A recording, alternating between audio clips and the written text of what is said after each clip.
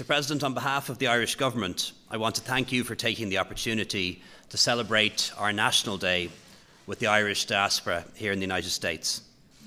For Irish people and for those of Irish descent all over the world, no matter where they happen to be, this is a time when we collectively celebrate who we are as a people.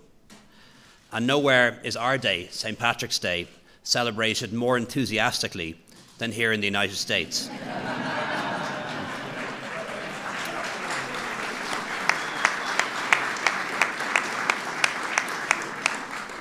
Where there are, of course, 35 million Americans who claim Irish ancestry. So when you come from a country of 5 million, 35 million is a pretty big party. And on Saturday, Mr. President, I'm going to be in your hometown, in New York, where I'm going to have the honour of walking down Fifth Avenue in the world-famous St. Patrick's Day Parade.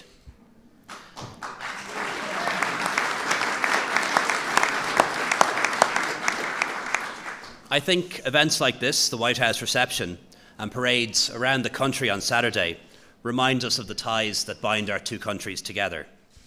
They're ties that are rooted in our shared history. And as you said yourself, Mr. President, in the proclamation for the Irish-American Heritage Month, the tenacious Irish spirit, paired with American self-reliance, helped this country to become great. And that's a contribution that we're very proud of.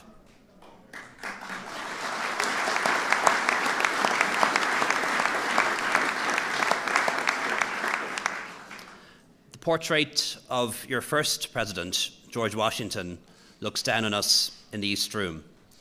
And President Washington called Ireland the friend of my country in my country's most friendless times. And his prayer was for the sun of freedom to shed its benign radiance on the Emerald Isle and bring her prosperity and peace. So I think for George Washington, we were the strangers who mustered around your flag. We supported the cause of American freedom from the very start, and we shed our blood to help make it a reality. And in the same way, the United States has helped to build modern Ireland, one that is prosperous and at peace, self-confident about our place in the world, no longer an island on the edge of Europe, but an island at the centre of the world.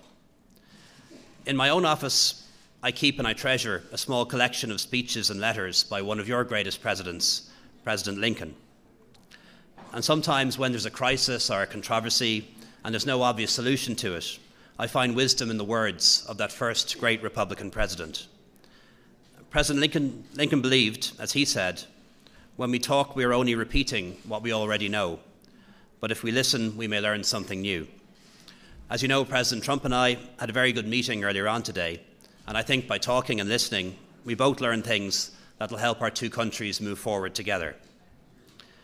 President Lincoln was memorialized in verse for all time by the poet of your national imagination, Walt Whitman. And Whitman, writing about Ireland, described it as an isle of wondrous beauty, and our people as a people who weathered the storm to cross the Atlantic. These were men and women and children who found refuge and safe harbour in the United States. They chose the New World to escape oppression, hunger and poverty, and endured the harsh and dangerous crossing of the Atlantic Ocean. They arrived in a new republic where they were given the opportunity to create a new future for themselves and their family. They were allowed to follow their dreams, and those dreams became American.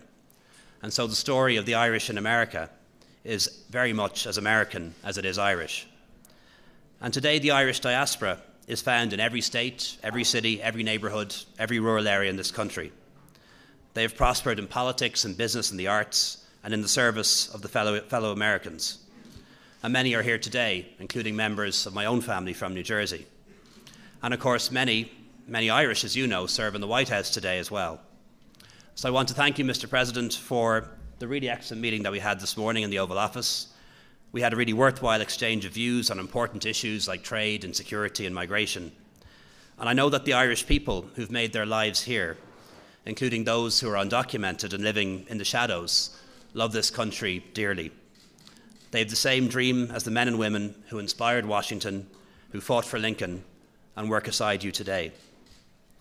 And they want to continue to contribute to the life of this great country and continue to play their part. So I want to assure you all, Mr. President, that the Irish government will continue to work with you and your administration to find a solution to this important issue, and we're ready to do a deal. I also believe that Ireland of today can act as a bridge between this great country and the European Union, and more than ever, we can be a strong and effective partner for America. Our economic relationship, as you know, is increasingly a two-way street. Irish firms now employ 100,000 people across 50 states. And since you took office, Mr. President, 59 Irish companies have made new investments in this country. So we're bringing jobs, and good jobs, to America.